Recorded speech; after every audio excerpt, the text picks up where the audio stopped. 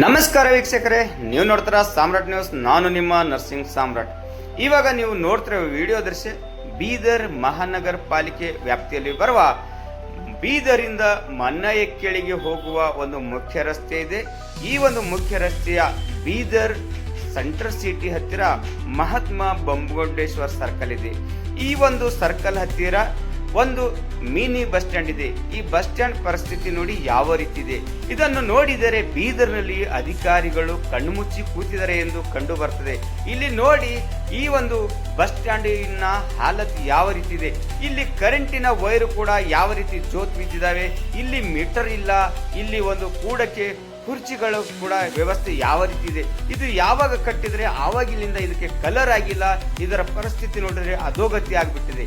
ಇಲ್ಲಿ ಸಾರ್ವಜನಿಕರು ಮಳೆಗಾಲ ಸಮಯದಲ್ಲಿ ಮಳೆಯ ಬರ್ತಿದೆ. ಇದು ವೈರನ್ನು ಜೋತಾಡಿದ ನೋಡಿದರೆ ಯಾರ ಜೀವಕ್ಕೆ ಯಾವಾಗ ಅಪಾಯವಾಗುತ್ತದೆ ಎಂದು ಕಂಡು ಬರ್ತದೆ.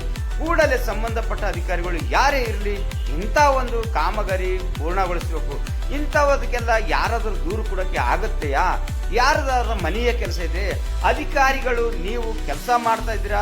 ಸಾರ್ವಜನಿಕರ ಒಂದು ಉದ್ಧಾರವನ್ನು ಬಯಸುವವರು ತಾವು ಸರ್ಕಾರದ ಸಂಬಳವನ್ನು ತೆಗೆದುಕೊಂಡು ಕರ್ತವ್ಯ ನಿರ್ವಹಿಸ್ತಾ ಇದ್ದೀರಾ. ಇಂಥ ಒಂದು ಕೆಲಸಕ್ಕೆ ತಮಗೆ ಯಾರು ದೂರು ಕೊಡಬೇಕು ಸ್ವಾಮಿ? ತಾವು ತಮ್ಮ ಅಧಿಕಾರಿಗಳನ್ನು ಕಳಿಸಿ ಇಂಥದನ್ನು ದುರಸ್ತಿ ಮಾಡಿ ಯಾರ ಜೀವಕ್ಕೂ ಅನಾಹುತ ಆಗಲಾರ್ದಂಗೆ ನೋಡಿಕೊಂಡು ಹೋಗಬೇಕೆಂದು ಈ ಮೂಲಕ ತಮ್ಮ ಗಮನಕ್ಕೆ ತರ್ತಾ ಇದ್ದೇನೆ. ನಮಸ್ಕಾರ.